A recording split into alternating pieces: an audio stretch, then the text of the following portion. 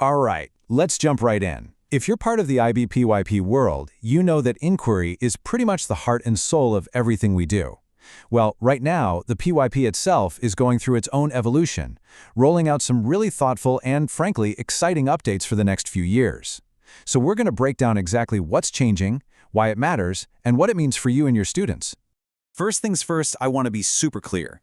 These changes didn't just pop up overnight. Not at all.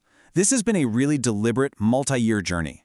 It kicked off with research way back in 2019, followed by deep analysis, development with educators like you, and tons of testing and refining.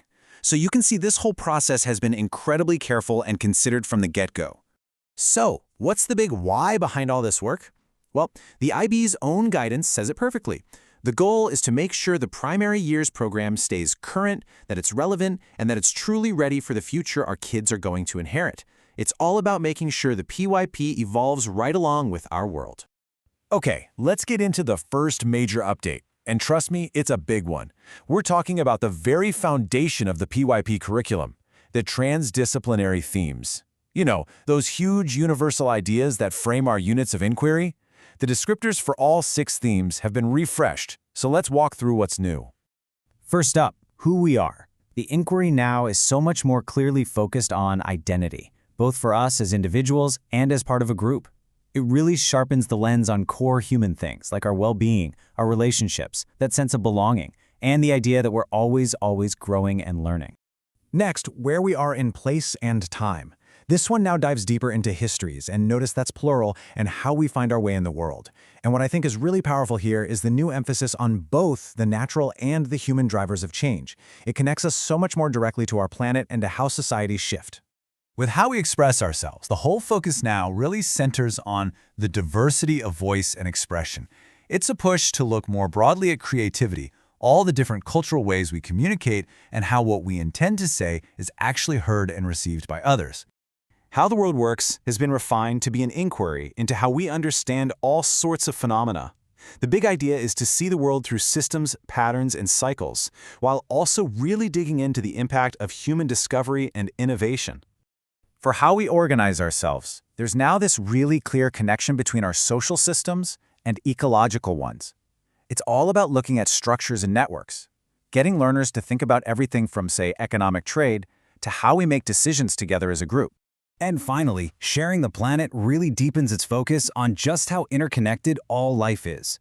This becomes this powerful inquiry into big concepts like justice, what a peaceful future could look like, and the wisdom we can gain from understanding our complex place within the natural world. Okay, so the themes are updated, but believe me, that is not all. The IB is also rolling out a whole new suite of resources, all designed to basically upgrade your PYP toolkit and help you bring this evolved curriculum to life in your classroom. And this new toolkit is seriously packed. We're getting new subject overviews and subject continuums to guide our content. There's dedicated support for additional languages, which is fantastic, and better guidance for the early years. There's even a new curriculum design toolkit. But, you know, one of the most exciting new pieces is something called the inquiry learning progressions.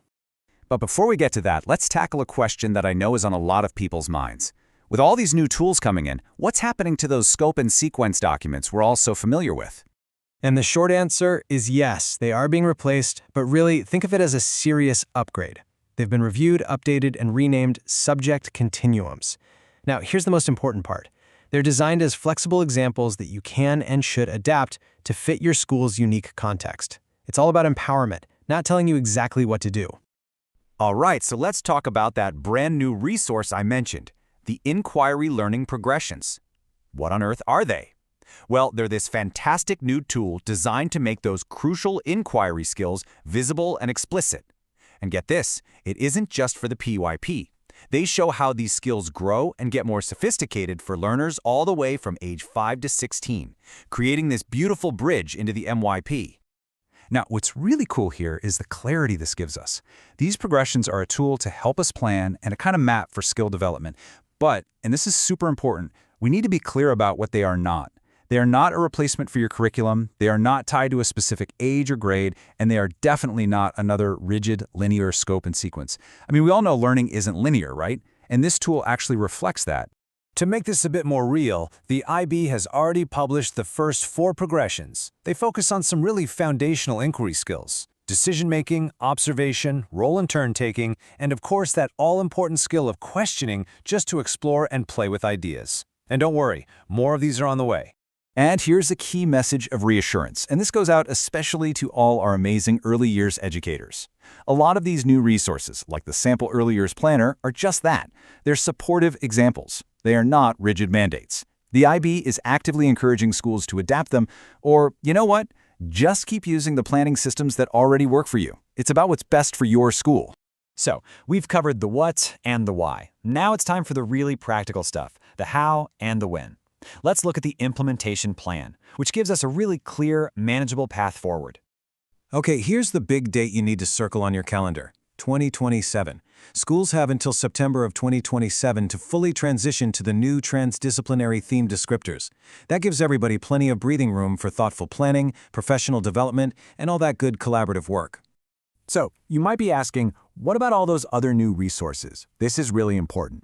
While the themes have that firm deadline, integrating all the other documents, like the new subject continuums, that all follows your school's own regular review cycle. So no, there's no separate hard deadline for those. All right, let's just zoom out for a second and bring this all together. What's the big picture here? What does this all add up to? Well, every single one of these updates is working toward one powerful goal: just deepening that learning journey for every single student. So, what's the ultimate takeaway from all this? Look, this isn't just change for the sake of change.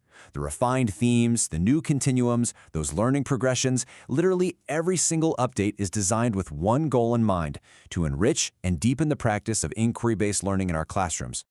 And the best part? You are not going through this transition alone. The IB is providing a ton of support.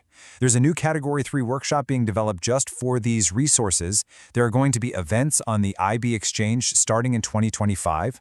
And of course, IB Answers is always there to help with any questions you might have.